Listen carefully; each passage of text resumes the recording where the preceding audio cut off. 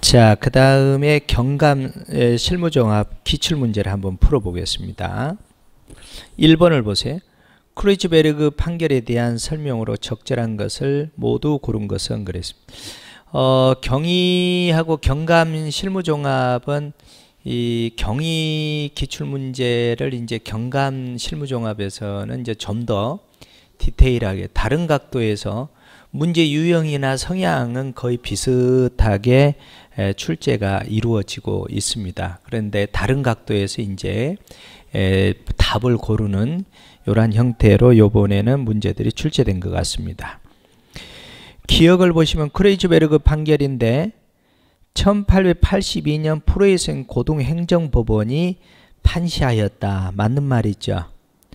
니은번 베를린 시민이 크로이츠 부근에서 국영 담배 공장 운반체 부상을 당하여, 자, 이 경위 실무종합에서는 이게 이제 브랑코 판결이잖아요. 브랑코 판결에 해당되는 것입니다.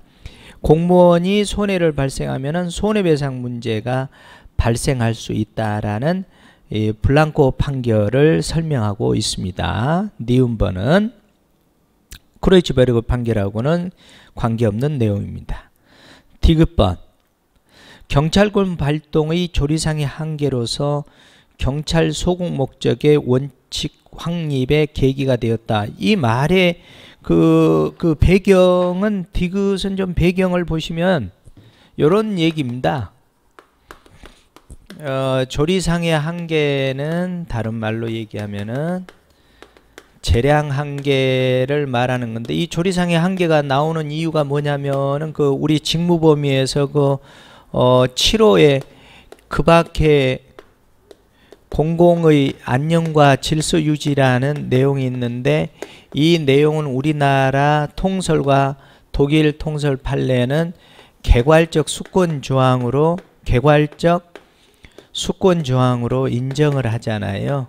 요거 후속 장치로서 조리상의 한계가 있는 겁니다. 이 배경은 우리가 직무범위 7가지가 있잖아요. 국민의 생명, 신체, 재산의 배후, 범죄 예방, 진압, 수사 해가지고 쭉 해서 6가지, 7가지가 있잖아요. 이 중에 이 뜻을 개괄적 수권 조항으로 인정하는 것이 우리나라 통설 판례의 견해이고 독일의 견해이기도 하죠. 요거 후속 장치로서 조리상의 한계, 재량 한계가 있는데, 이 하의 내용이 경찰 소국 목적의 원칙이 여기에 있다는 말이에요. 이 지문이 지금 배경으로 삼는 게 요겁니다. 요거는 크로이츠베르그 판결을 계기로 이제 목적 달성이 실현됐다라는 말입니다. 이제 뭐 여기에 경찰 뭐 공공의 원칙, 경찰 책임의 원칙, 경찰 필의 원칙, 경찰 평등의 원칙, 이런 것들이 있는데 지금 요거를 말하는 겁니다. 지금 디귿번을 왜 이렇게 갑자기 뭐가 튀어나왔나 이렇게 생각할 필요가 없습니다. 그 조리상의 한계로서 경찰 소국 목적의 원칙 확립의 계기가 된 판결이 크로이츠베르그 판결입니다. 니을번 독일에서 경찰 개입 청구권을 인정한 판결의 효시로 평가한다. 여러분들이 이제 경위 실무종합을 보시면은 실무종합 기출문제를 보시고 요거를 보시면은 연결이 될 겁니다. 띠토 판결이 효시가 돼서 재량권용으로 수취근원이 설명이 되고, 그게 설명이 됨으로 인해서 경찰 개입 청구권이 설명이 되잖아요.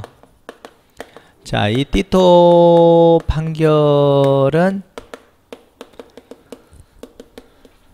재량권 0으로의 수취기론이 설명이 되고, 요게 설명이 되면은 이제 경찰 개입 청구권이 설명이 되는 겁니다. 반드시 요런 관계로 가야 됩니다. 자, 요거의 효시 띠토 판결, 요거의 효시 띠토 판결, 그러니까 하나의 공식같이 이 내용을 딱 보시면 되겠어요. 개입 청구권을 인정한 판결의 효시로, 여러분들 조심해야 할 게, 효시를 전제 그러면은 재량권용으로 수취기론이 나와야 돼요. 효시를 전제로 표현을 하면은. 그러니까 이런 용어들 조심해야 된다, 이런 얘기입니다. 그런데 크로이츠베르그 판결을 물었으니까 니은은 블랑코 판결을 설명한 것이고 니을은 띠토 판결을 설명한 것입니다. 적절한 것은 기억 디귿. 자, 그 다음에 2번을 보시기 바랍니다. 경찰의 임무를 공공의 안녕과 질서에 대한 위험의 방지라고 정의할 때 위험에 대한 설명으로 가장 적절한 것은 그랬습니다. 1번 위험은, 여러분들 위험은 가까운 장래에 여러분들이 그 안녕 질서에 손해가 나타날 수 있는 잠재적인 상태를 위험이라고 그러잖아요. 위험이 발생해야만 경찰이 개입할 수 있잖아요. 그런데 1번을 보시면 보호받는 개인이나 공동 법익에 관한 정상적 상태의 객관적 감소를 위험이라고 정의 내린 것은 적절하지 않지요. 이런 것은 경찰법상의 손해를 뜻하는 것입니다. 그런 측면에서 적절한 표현은 아닙니다. 2번으로 갑니다. 오상위험은, 오상위험 잘못 판단한 것이죠. 추정적 내지는 추정성 위험이라고도 얘기했죠. 오상위험은 객관적으로 판단할 때 위험의 외관 또는 혐의가 정당화되지 않음에도, 자 밑줄, 정당화되지 않음에도 경찰이 위험의 존재를 잘못 추정한 경우이니까 오상위험의 개념을 정확하게 정의 내리고 있죠. 이것을 다른 말로 추정적 내지는 추정성 위험이라고도 말을 합니다. 그래서 오상위험에서 요때 개입을 하면은 손해배상 문제가 발생하는 겁니다. 왜냐하면 경찰이 개입할 수 있는 요건이 아닌데 개입을 했으니까. 3번 외관적 위험에 대한 경찰의 개입은 적법하고 맞는 말이에요. 민형사상 책임을 물을 수가 없고, 여기까지 맞아요. 국가의 손실보상 책임도 인정될 여지가 없다. 자, 손실보상은 위법하든 적법하든 다 요것은 여러분들 그 경위 기출을 먼저 보시고 경감 기출을 보시면은 요것과 연관이 되기 때문에, 그렇지 않으면은 요것만 나오면 또 중복해서 해설을 할 수 있기 때문에 중복 해설을 지향하고 구두로 간단간단히 말씀을 드리겠습니다. 꼭 이 경감 그 기출을 보시기 전에 경위 실무정학 기출을 먼저 그 해설을 보시면은 이게 자꾸 문제가 중복이 되기 때문에 그 해설을 참고하시면 될 것 같습니다. 3번 같은 경우에는 손실보상 책임도 인정될 여지가 없다 그러는데 손실보상은 적법하기 때문에 얼마든지 인정될 수가 있습니다. 4번 위험 혐의의 경우 위험의 존재 여부가 명확해질 때까지 예비적 위험 조사 차원의 경찰 개입은 정당화될 수 있다라는 게 위험 혐의의 개념이죠. 자, 그래서 2번이 맞는 내용이고 3번 행동강령에 대한 설명으로 가장 적절한 것은 그랬습니다. 1번을 보시면 공무원은 직무 관련자, 직무 관련 공무원, 경찰 유관 단체원으로서 친족인 자에게, 자 친족인 자에게 밑줄, 우리 그 행동강령에서 나오는 조문이 민법 767조, 민법 777조가 자꾸 나오는데 요거 개념 정리를 잘 해두셔야 돼. 요거는 친족이 뭘 친족이라 그런다, 친족의 정의를 말하는 겁니다. 요것은 그러니까 친족이란 뭐 친척, 인척, 배우자를 말한다. 요걸 정의 내려놓은 것이고, 그 다음에 777조는 8촌 이내의 친족, 그 다음에 4촌 이내의 인척, 배우자, 요거를 지칭하는 게 민법 777조의 내용이 되겠습니다. 예, 이제 인척, 친척이 아니라 인척이니까 요거를 정의 내려놓은 것이니까 여기 혈족이라고 그래야 되겠네. 혈족. 여기도 친족이 아니라 8촌 이내의 혈족, 여기는 인척. 요렇게 구별을 하시면 되겠습니다. 요렇게. 그래서 요렇게 해서 행동강령을 공부하시면 되겠습니다. 그래서 거기 보시면 친족인 자에게 금전을 빌리거나 빌려주어서는 아니 된다. 이것을 777조를 명시한 내용입니다. 그러니까 친족인 자에게 밑줄 그으세요. 여기를 민법 777조에 해당되는 사람, 여기에 해당되는 사람에게는 거래가 이루어져도 상관이 없다는 얘기예요. 그러니까 이 외의 자에게 금전을 빌리거나 빌려주어서는 아니 된다. 이렇게 바뀌어야 되겠죠. 그러니까 8조 이내의 혈족, 4조 이내의 인척, 배우자 이런 사람들과의 관계에서는 금전을 빌리거나 빌려주어서도 상관이 없는다. 이 외의 자에게는 부동산도 무상으로 대여해서도 아니 된다. 이렇게 가야 되겠습니다. 2번을 보시면은 국가나 지방자치단체 요청으로 외부 강의 등을 할 경우에는 이때는 국가나 지방자치단체니까 공공기관이나 지방자치단체잖아요. 이럴 때는 굳이 신고할 필요가 없습니다. 신고할 필요가 없습니다. 15조 2항 내용입니다. 3번은 갑경정이잖아요. 경정의 동글뱅이 치세요. 치안총감은 40만원이 상한선이죠. 치안정감과 충경까지는 30만원, 그 다음에 경정이하는 20만원을 초과할 수 없습니다. 그래서 경정 그랬으니까, 갑경정 그랬으니까 40만원을 20만원을 받았다면 이는 정당하다 이렇게 들어가야 되는데 40만원 했으니까 행동강령 위반이죠. 자, 4번 공무원이 정치인이나 정당 등으로부터 부당한 직무수행을 강요받거나 청탁을 받은 경우에는 소속기관장에게 보고하거나, 그 다음에 행동강령 책임관과 상담 후입니다. 후. 상담 후 처리하여야 한다. 맞는 표현이 되겠습니다. 행동강령 8조 1항 내용이 되겠습니다. 자, 4번은 경찰 문화의 냉소주의 국보하기 위한 방안. 냉소주의가 나오면은 회의주의를 같이 생각하시기 바랍니다. 회의주의나 냉소주의는 불신을 공통적으로 하고 있습니다. 그러나 회의주의는 이유가 있죠. 불신의 이유. 냉소주의는 불신을 하는데 이유가 없는 겁니다. 그냥 믿지 않는 거예요. 이게 냉소주의의 개념이거든요.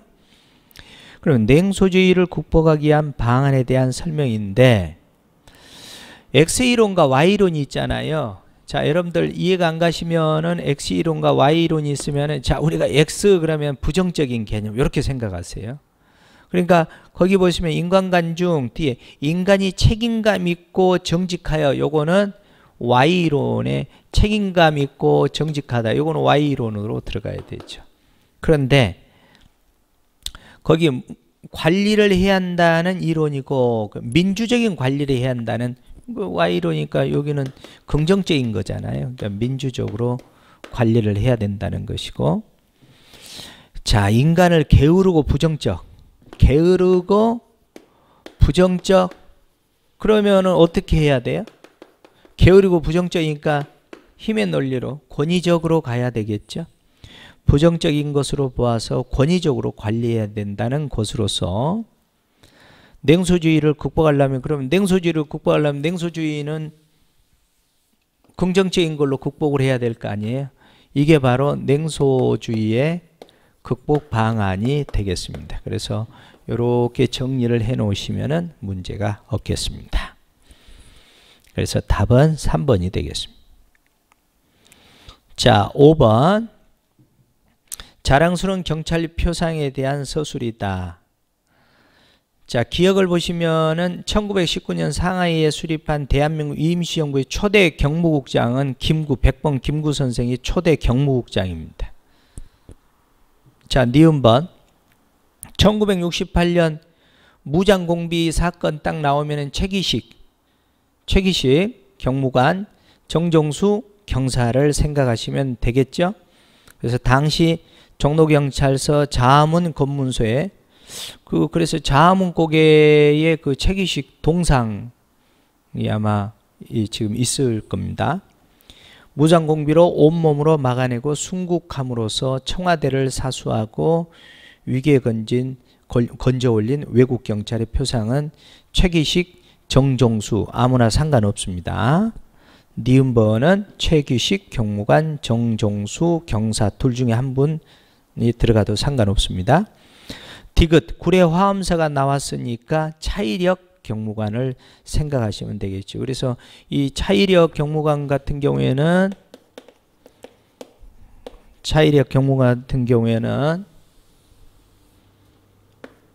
문화재를 만드는 문화경찰, 그 다음에 빨치산과 연관되어 있으니까 호국경찰, 그 다음에 인권경찰이라는 이런 상징도 가지고 있습니다. 그래서 구례 화엄사 등의 다수의 사찰을 소실로부터 구해내는 등 문화경찰의 발자취를 남기는 문화경찰의 표상 차이력 경무관을 보시면 되겠습니다. 니을번 5.18 광주 민주화 운동이니까 안병하 경무관을 보시면 되겠죠.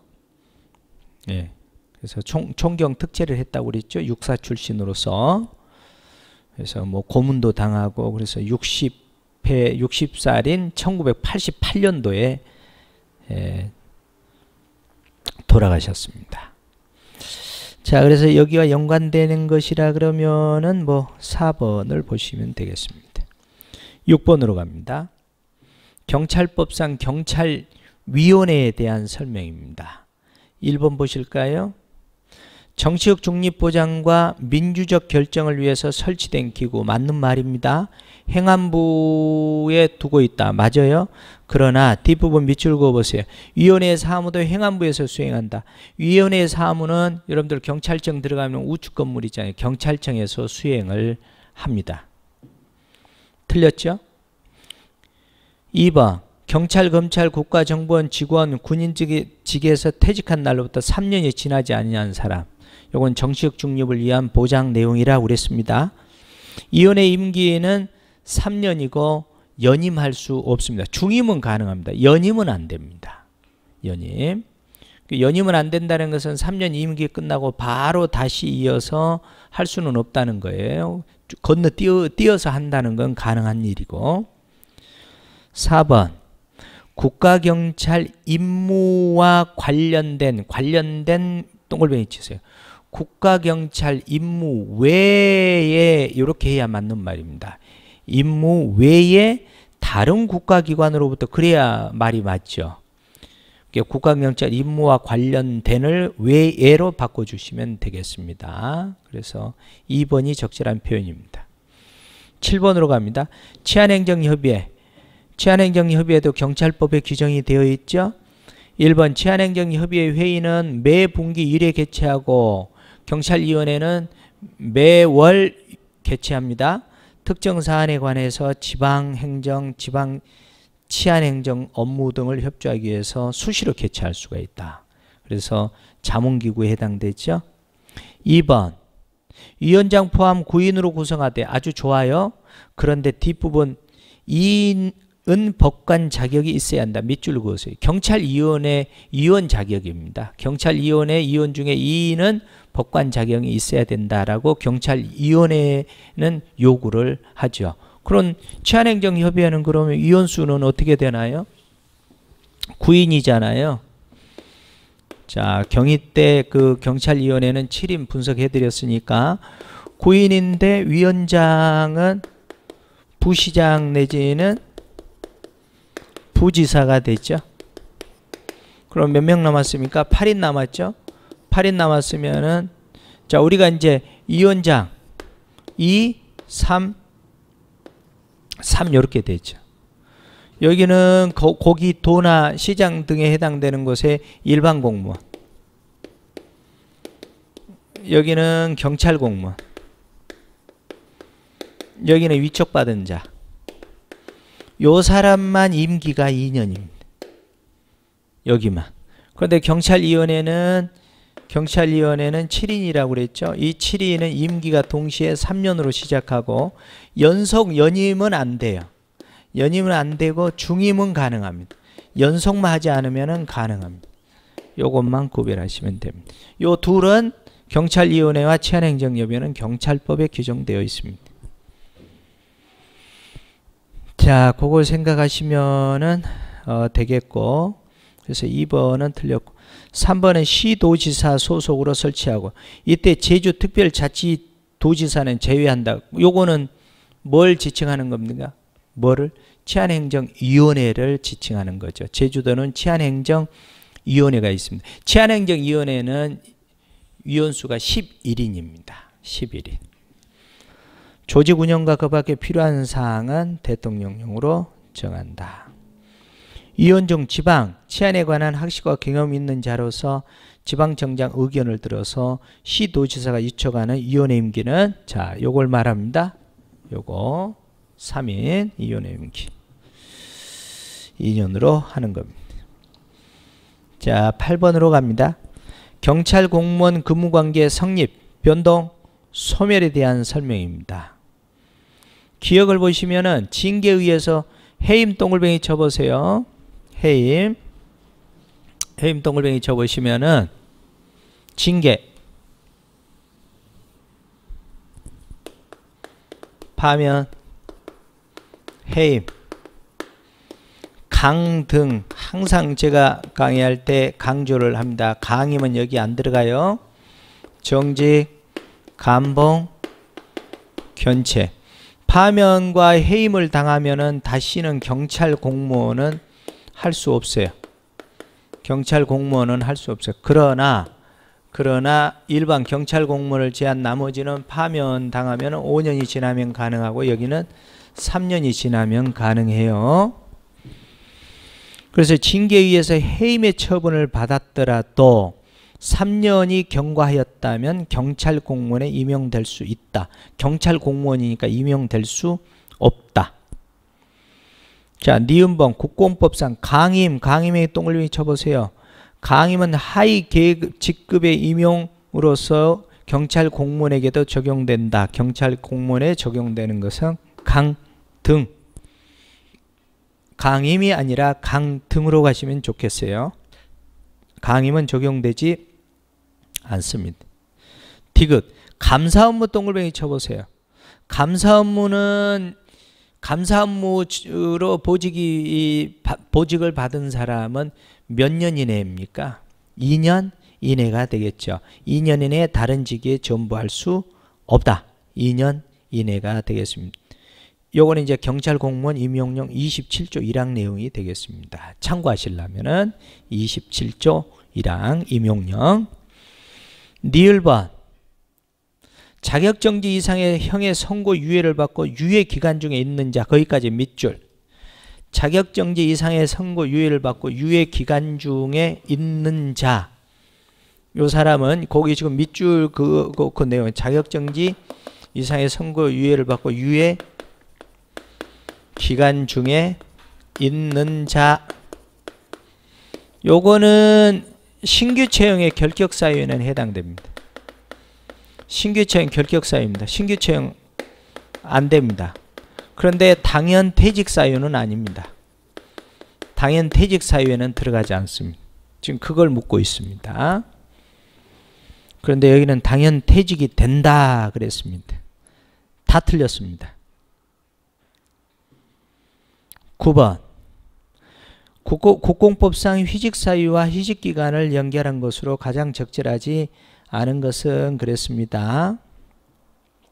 병역법에 따르는 병역 복무를 마치기 위해서 징집 또는 소집될 때 이거 직권 휴직 사유에 해당됩니다. 복무 기간이 끝날 때까지 가능합니다. 요거는 직권 휴직 사유에 들어가죠. 2번 국외 유학을 하게 할 때는 일반적으로 기본은 3년인데 부득이한 경우에는 2년의 범위 내에서 연장이 가능합니다. 요거는 의원 휴직 사유에 해당되죠. 3번 중앙인사관장기관의 장이 지정하는 연구기관이나 교육기관 등에서 연수할 때 요거 2년 이내인데 의원 휴직에 해당되는 것이죠. 2년 이내 맞는 말이네요. 자, 그 다음에 대통령령으로 정하는 기간 동안 재직한 공무원이 직무 관련 연구과제 수행이나 자기개발을 위해서 학습 연구 등을 하게 되는 경우 이럴 때도 의원 휴직 사유에 해당되는데 요거는 기간은 1년 이내가 되겠습니다. 이런 것은 뭐 외울 수밖에 없죠. 1번 경찰 공무원 권익보장 제도에 대한 설명입니다. 적절한 것을 고르라고 그랬어요. 권익보장 제도. 자, 경찰 공무원 권익보장 제도가 뭐 있습니까? 처분 사유 설명서를 의결을 했다라면은 징계 의결을 했다라면 처분 사유 설명서를 징계 받은 사람에게 보내는 거. 권익보장 제도죠. 그다음에 소청심사위원회가 있잖아요. 소청심사위원회. 그다음에 마지막으로 행정소송이 있잖아요. 그래서 대표적으로 처분사유설명서, 소청심사위원회, 행정소송이 경찰 공무원 권익보장제도의 대표적인 것이다 라고 보시면 되겠어요. 기억을 보시면 경찰 공무원에 대해서 징계 처분을 할 때는 처분권자, 처분 제청권자가 그 다음 밑줄 그어보세요. 처분 사유를 적은 설명서를 교부해야 됩니다. 이게 처분 사유 설명서라 그럽니다. 처분 사유 설명서. 자, 이 처분 사유 설명서를 받고 대응을 해라는 얘기죠. 그래서 인정되면 뭐 끝나는 거지만 인정 안 되면은 소청심사위원회에다가 소청을 하잖아요. 이게 권익보장제도에. 요래도 만족을 못하면은 이제 불복을 하면은 행정소송을 하는 거잖아요. 이게 대표적인 권익보장제도입니다. 자, 니은 징계처분으로 처분사유 설명서를 받은 경찰공무원이 징계처분에 불복할 때는 설명서를 받은 날로부터 그 다음에 동글뱅이 쳐보세요. 30일 이내에 소청심사위원회에다 소청을 청구할 수 있다. 이런 얘기입니다. 즉 이런 관계입니다. 30일 이내 소청을 청구할 수. 그럼 소청을 청구하면 소청심사위원회는 불이익 변경 금지의 원칙에 입각해서 해야 됩니다. 그러니까 요 이제 앞에가 여기에 뭐가 들어가야 되겠어요? 그러면은 앞에가 징계위원회가 들어가야 되겠죠? 징계위원회에서 이제 계급에 따라서 징계를 할 거 아니에요. 그 징계하는 사람에게 징계를 당한 사람에게 처분 설명서를 보내겠죠? 그러면 여기에 대해서 이제 불복을 하면은 여기에 들어간다는 얘기. 이런 배경입니다. 자, 디귿번 권리구제 범위 확대를 위해 징계 처분 등 불리한 처분을 받았을 때는 소청심사 청구와 행정소송 제기 중 하나를 선택하는 것이 가능하다. 반드시 이 순서 절차에 따라가야 돼. 그래서 행정소송은 이제 이런 말들이 필요적 전치주의란 말도 들어갑니다. 반드시 소청심사를 거친 다음에 행정소송을 밟아야 된다. 이런 얘기입니다. 그런데 우리가 앞에서 풀었던 내용들 중에 공공기관의 정보 공개에 관한 법률이 있었잖아요. 그럼 이 신청을 하지 않고 바로 이 신청을 거치지 않고 행정심판을 받을 수도 있다고 청구할 수도 있다고 그랬잖아요. 그런 것과는 구별하셔야 되겠습니다. 선택하는 게 아니라 선택사항이 아니라 반드시 이 절차를 밟아야 돼. 이 절차를요. 리얼 소청심사위원회는 심사 중 다른 비위 사실이 발견되는 등 특단의 사정이 없는 한, 여러분들 다른 비위 사실이 발견되는 등 특단의 사정이 없는 한 밑줄 그으세요. 특단의 사정이 있든 없든 불이익 변경 금지 원칙이 적용이 됩니다. 상관이 없어요. 그런 부분들. 그러니까 다른 비위 사실이 발견된 경우에도 원 징계보다 무거운 징계를 할 수가 없습니다. 원 부과금보다 무거운 부과금을 내릴 수 없습니다. 이게 바로 뭐라고요? 불이익 변경 금지 원칙이 적용된다. 그래서 디귿 리을 2개 틀렸습니다. 기역 니은 2개 맞고. 11번 신분상 의무를 묻고 있는데 신분상 의무 비밀 엄수의 의무죠. 1번은 재직뿐만 아니라 퇴직 이후에도 그 다음에 외국 정부로부터 영해나 증여, 대통령 허가 받는 거죠. 대통령 허가의 동글뱅이. 이런 거에 시험이 잘 나오죠. 둘 다 직무상 의무가 되겠어요. 신분상 의무를 묻고 있는데 1번은 비밀 엄수의 의무, 그 다음에 2번은 영해 등의 제한 62조 내용이 있죠.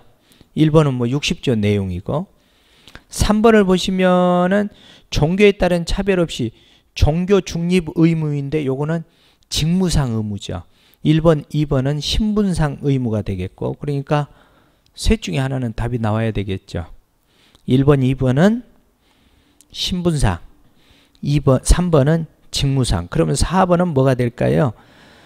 공무원은 직무와 관련 없는 경우에도 소속 상관에게 증여하거나 소속 공무원으로부터 증여를 받아서는 아니 된다. 이렇게 나와 있잖아요. 그러니까 3번이 되겠습니다. 직무상 의무입니다. 자, 그 다음에 12번. 경직법 시행령에서 위임받아 제정된 그 범인 검거 등 공로자 보상에 관한 규정이 있잖아요. 공로자 보상에 관한 규정. 1번을 보시면 장기 5년 미만의 징역, 이런 것은 그대로 나와 있는 내용을 암기를 해야 됩니다. 징역 또는 금고, 장기 10년 이상의 자격정지 또는 벌금 50만 원을 초과하는 범죄에 대한 보상금 지급은 15만 원이 아니라 10만 원으로 규정이 되어 있습니다.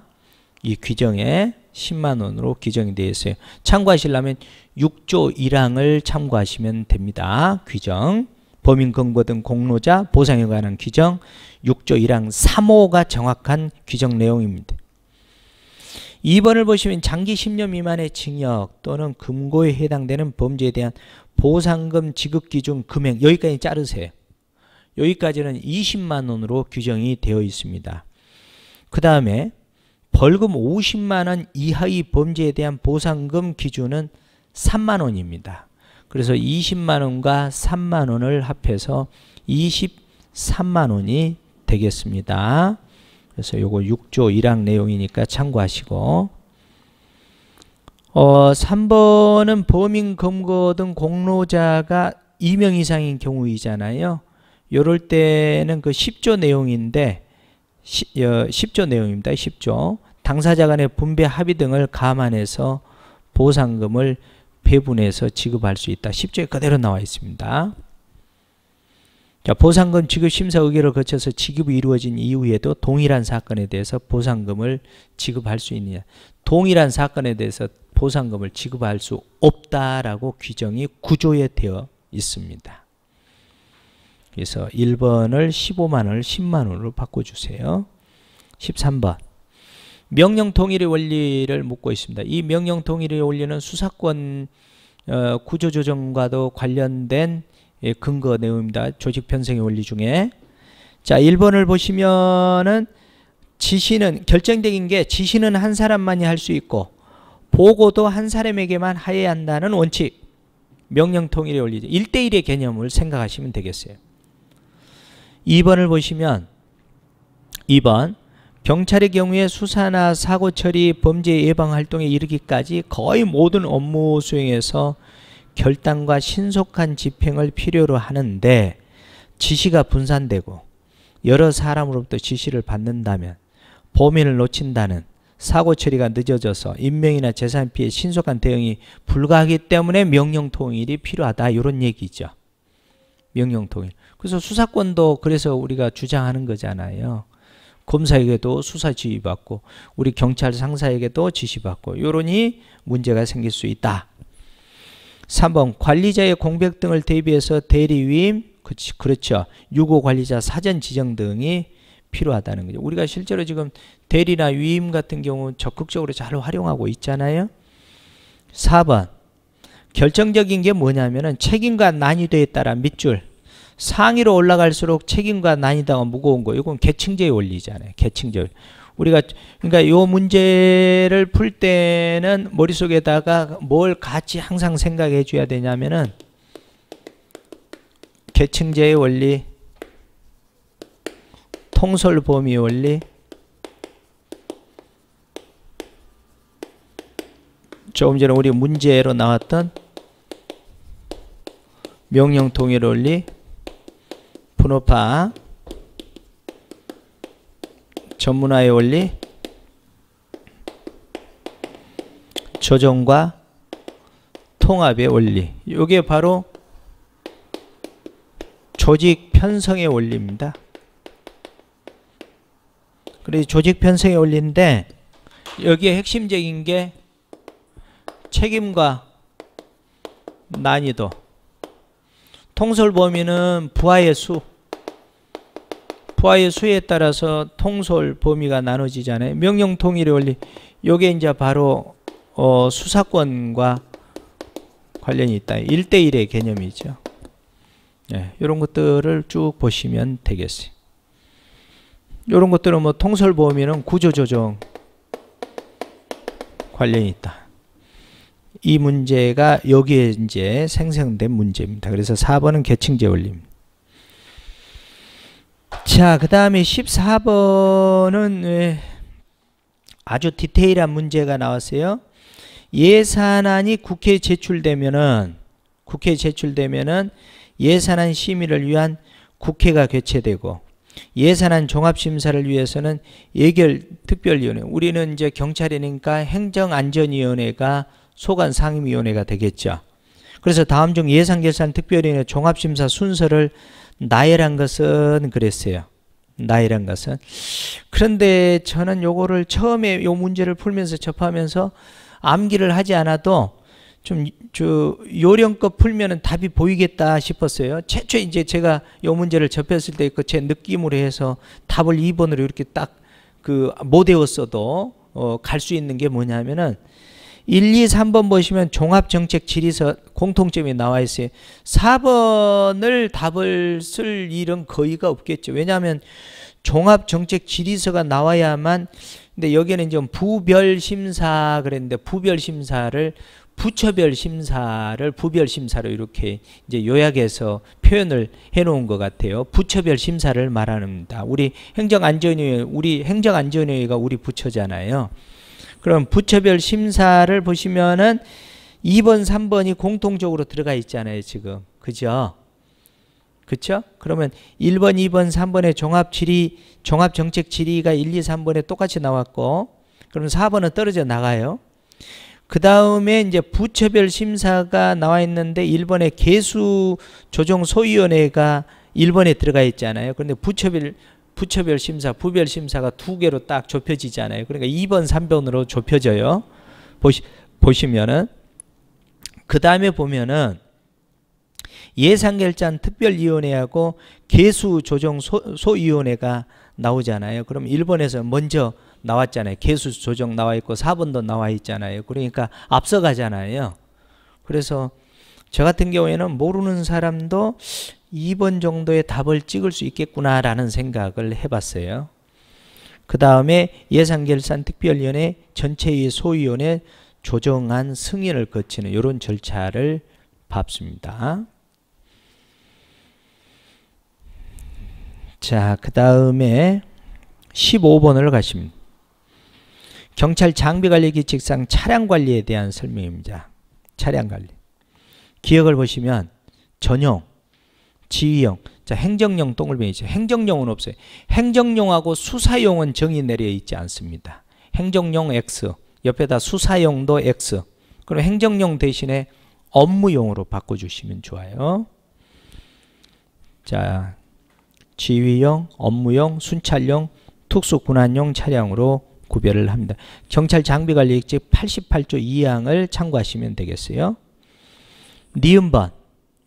자, 여기는 다른 거 필요 없이 요거 암기하는 요령을 하나 알려드릴게요. 이게 경찰 장비관리규칙이거든요. 그럼 니은번은 매년 11월 말에 밑줄 그어 놓으세요. 그 다음에 매년 11월 말에 동글뱅이 치시고 차량 정수 소요 계획 동글뱅이 있죠. 차량 소요 계획을 제출해라고 합니다. 차가 얼마나 필요한지. 그러면 차량 정수 소요 계획은 뭐 정수를 넣어도 좋고 안 넣어도 좋고, 이제 그 조문집에는 차량 소요 계획서 제출이라고 법조문에는 제목이 등장을 합니다.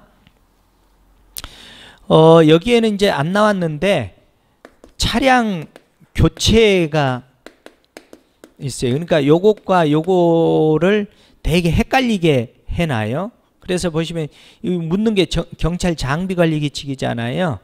경찰 장비관리규칙 여기는 90조, 여기는 93조의 규정이 내어 있는데, 여러분들 소요가 필요하다는 것은 우리가 이제 3월 말, 매년 3월 말, 11월 말 이렇게 나와 있는데, 초기에 소요 계획을 제출합니까? 말에 해야 되겠습니까? 초기에 해야 되겠죠. 그래서 차량 소요 계획 밑줄 그어보세요. 차량 소요 계획. 그래서 매년 여기는 3월 말에 제출을 합니다. 여기는 11월 말에 차량 교체. 이 차량 교체도 두 번째는 그 차량 요즘으로 얘기하면 뭐라 그럽니까? 그 차 연식이라고 그러죠. 연식을 기준으로 하죠. 차량 사용 기간. 다른 말로 얘기하면 차량 연식 사용 기간. 그래서 여러분들 요거 3월 말과 11월 말을 이렇게 구별하면은 안 잊어먹을 거예요. 그래서 차량 소요 계획서를 청장에게 제출해야 되는데, 이게 장비관리규칙 90조의 내용인데 매년 3월 말인데 11월 말로 해가지고 차량 교체에 따르는 것을 제출하는 그런 내용을 써놔서 부적절합니다. 틀렸어요. 11월 말을 3월 말로 바꿔주세요. 자, 디귿번 차량 교체가 나와 있죠. 지금 94조 내용인데요. 94조. 93조가 차량 교체는 11월 말까지 내라. 그 다음에 94조는 지금 94조 내용이에요. 차량 교체를 위한 불용 대상 차량은 밑줄 그어보세요. 그 다음 주행거리와 차량의 노후 상태, 요거는 기준이 아니에요. 그 대신에 차량 사용기간, 요걸로 바꿔주셔야 돼. 사용기간을 최우선으로 고려를 해야 됩니다. 94조 내용입니다. 니을번은 98조의 내용인데, 운전하는 사람이 1차적 책임, 조수석에 탄 사람이 2차적 책임, 그 기관장이 3차적 책임이죠. 그래서 운전자가 1차적, 2차 선탑, 선임 탑승자, 3차 경찰기관장, 1차, 2차가 바뀌었네요. 다 틀렸습니다. 요번에 문제가 틀리면 다 틀리게 내는 게 특징인 것 같아요. 요번에 시험 문제들이. 자, 16번 경찰 감찰 규칙에 대한 설명으로 가장 적절한 것은 그랬습니다. 감찰은 보통보다는 더 자기관리가 이루어지고 보통보다는 더 감찰을 해야 되니까 그걸 기준으로 한번 보시면, 감찰관은 소속 공무원, 경찰 공무원의 의무 위반에 대한 민원을 접수할 때는 부득이한 사유로 민원을 기한 내에 처리할 수 없는 경우가 아닌 한은 몇 개월 이내에 처리해야 됩니까? 이거 잘 나옵니다. 2개월 이내에 처리를 해야 됩니다. 15조 1항 내용입니다. 경찰 감찰 규칙. 자, 2번은 다른 거 없이 뒤에 보세요. 정당한 사유가 없더라도 밑줄 그어 보세요. 정당한 사유가 없더라도, 이게 이제 경찰 감찰 규칙 6조 1항의 내용인데, 정당한 사유가 있든 없든 그 감찰은 다른 일반 경찰과는 다르게 다룬다는 얘기입니다. 그래서 2번을 보시면은 정당한 사유가 없는 한 요구에 응해야 된다라고 나와 있어요. 6조 1항 내용에. 그러니까 정당한 사유가 없더라도 감찰관의 요구에 응하지 않을 수 있다, 이렇게 나와 있으니까 틀렸잖아요. 그러니까 규정 내용에서는 정당한 사유가 없는 한, 그러니까 정당한 사유가 있으면은 요구에 응하지 않을 수 있는데, 정당한 사유가 없는 한 요구에 응하여야 한다, 이렇게 규정이 되어야 맞는 말이 되겠죠. 3번. 감찰관은 그 출석 요구할 때 조사기일 며칠 전입니까? 2일 전입니다. 3일 전이 아니라. 요거가 틀렸으면 17조 1항 내용이 되겠습니다. 4번. 감찰관은 이제 금품, 향수수, 공고명령, 유형, 성폭력 범죄 하나예요. 동글뱅이. 요것 때문에 틀렸어요. 요런 것뿐만 아니라 뭐 요런 것에 한정되지 않습니다. 모든 것이 다 적용이 될 수 있습니다. 그런데 이 지문에서는 금품, 향수수, 공고명령, 유형, 성폭력 범죄 하나하여 가중하여 징계 조치한다. 그랬으니까 틀린 말이에요. 하나여가 아니라 모든 것이 다 포함이 되는 겁니다. 자, 17번. 공공기관의 정보 공개에 관한 법률상 불복 구제 절차에 대한 내용입니다. 1번을 보시면은 자, 공공기관에다 정보 공개를 청구를 했어요. 자, 구두상으로 정리를 한번 더 해드릴게요. 공개 청구를 하면은 10일 이내에 결정을 해야 되는데 부득이할 때 10일 연장이 가능하죠. 그러면 20일이 소요되겠죠. 그쵸? 그러면 20일이 됐는데 이게 또 불복이 돼요. 그러면 30일 이내에 이의신청을 할 수 있어요. 요거까지입니다. 그러면 이의신청을 받으면은 공공기관 7일 이내에 결정해야 돼요. 7일 이내에 결정해야 되는데 부득이할 때 또 7일을 연장할 수 있습니다. 이제 요거까지 보면은 1번을 보시면은 비공개 결정 또는 부분 공개 결정에 대해서 불복이 있거나 20일이 경과하도록 결정이 없을 때는 정보공개, 정보공개 여부에 자, 결정 통지를 받은 날 밑줄 맞는 말이네. 그 다음에 정보공개 청구 후 20일이 경과한 날부터 너무 엉뚱하게 60일에 해놨으니까 눈치 탁 챌 것 같아요. 예, 요것은 60일이 아니라 30일 이내에 해당 기관의 문서로 이의신청을 할 수 있다. 이렇게 들어가야 됩니다. 자, 1번 틀렸고 2번은 핵심이 뭡니까? 이의신청을 받으면은 며칠 이내라고 그랬어요? 7일 이내라고 그랬죠? 7일 이내에 결정하고 부득이한 경우에는 자, 부득이할 때는 그 다음 조심해. 다음 날부터입니다. 다음 날부터 7일 범위 내에서 연장할 수가 있습니다. 다음 날부터. 그 다음에 여러분들 공공기관의 정보공개는 정보공개 관련해서는 행정심판은 이의신청을 반드시 거쳐야 행정심판을 할 수 있습니까? 안 거쳐도 된다고 그랬습니까? 거치지 않아도 된다고 그랬죠? 의무의적 절차라고 그랬습니다. 이의신청을 거치지 아니하고 행정심판을 청구할 수 있다. 3번 맞는 말. 4번 마지막에 보시면 20일이 경과하도록 정보공개 결정이 없을 때는 행정소송법에 정하는 바에 따라서 행정소송을 할 수도 있다. 이런 얘기입니다. 자, 그 다음에 18번. 범죄 원인론에 대한 설명으로 가장 적절하지 않은 것입니다. 1번에 보시면 범인성 소질은 부모로부터 자식에 전해지는 선천적인 유전 물질과 자르세요. 후천적 발전 요소, 그게 뭐냐면 체질과 성격, 이상, 연령, 지능 등에 의해서 형성된다. 맞는 말인데 요거를 요렇게 이 룩셈부르크가 이제 요런 걸 설명하는데 환경과 소질과 환경으로 1번은 설명할 수 있어요. 소질과 환경. 소질은 태어나면서부터 생리적 범죄. 그러니까 요거 대표적인 사람이 럼브로우조잖아요. 생리적 범죄인서를 주장하는. 근데 환경 아니다. 살다가 환경적 요인 때문에 범죄가 발생한다라고 주장한 사람은 누구? 고링입니다. 환경적 요인에 바탕을 둔 사람들이. 그래서 요 소지를 내인성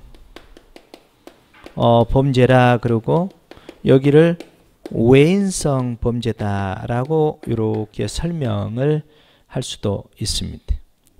그러니까 이제 과거로 갈수록 요거를 많이 믿는 거. 현재로 올수록 환경적인 걸 많이 의존하는 이런 형태로 범죄를 바라보는 것 같아요. 그래서 1번을 보시면은 맞는 말이잖아요. 범인성 소질은 부모로부터 자식에 전해지는 선천적인 유전물질, 생리적, 내인성, 후천적 발전 요소는 체질과 성격. 맞는 말입니다. 2번 범죄를 부추기는 가치관으로서 사회화나 범죄에 대한 구조적, 문화적 유인에 대한, 자, 그 다음에 어디에 동글뱅이 치냐면 자기통제의 상실. 딱 외우세요. 자기통제의 상실은 문화적 전파이론으로 설명이 됩니다. 문화적 전파이론. 맞는 말입니다. 자기통제의 상실. 자, 그 다음에 쇼&드 맥케이가 나와요. 쇼&드 맥케이. 요거는 사회 해체론과 관련 있는 학자들입니다. 쇼&드 맥케이. 쇼&드 맥케이. 예, 사회 해체론. 쇼&드 맥케이입니다. 사회 해체 개념에 대비하여. 여기까지는 맞아요. 허씨가 나왔네요. 이 허씨는 통제이론, 다른 말로 얘기하면은 사회 유대이론, 유대의 다른 말로 연대. 요거를 이해가 안 가시면은 본드는 접착제 말하죠. 본드. 연대 이론을 주장한 학자입니다. 허씨는. 그게 무슨 말이냐? 애착, 전념, 참여, 믿음이 요렇게 강하면 강할수록 범죄는 안 저질러지고, 이게 요것들이 약하면 약할수록 범죄로 나갈 수 있다라는 이론이 사회연대 이론이 되겠습니다. 허씨. 근데 허씨는, 허씨 동글뱅이 치세요. 사회적 분화라는 개념. 그런데 또 사회적 분화는 뭘 말하냐면은 분화적 접촉이론을 말하는 거예요. 다른 말로 얘기하면은 차별적 접촉이론을 말하는 거예요. 요거를 주장하는 사람은 서덜랜더예요. 그래서 요거 외우는 방법, 요거 우리나라 속담으로 얘기하면, 우리나라 말로 하면 유유상종에 끼리끼리 써댄다. 이렇게 외우세요.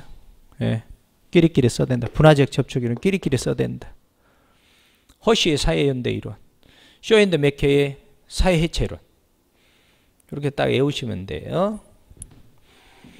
그래서 3번은 막 복합적으로 그냥 엮여 있네요. 그래서 허쉬를 서덜랜드로 바꾸시면 좋을 것 같네요. 서덜랜드는 사회적 분화라는 개념으로 설명하며, 이렇게 바꾸시면 되겠습니다. 그 다음에 밀러는, 이거 3번이 틀렸어요. 밀러는 범죄는 하위 문화, 밑줄 그어보세요. 하위 문화. 하위 문화는 요거는 뭘 또 얘기하냐면은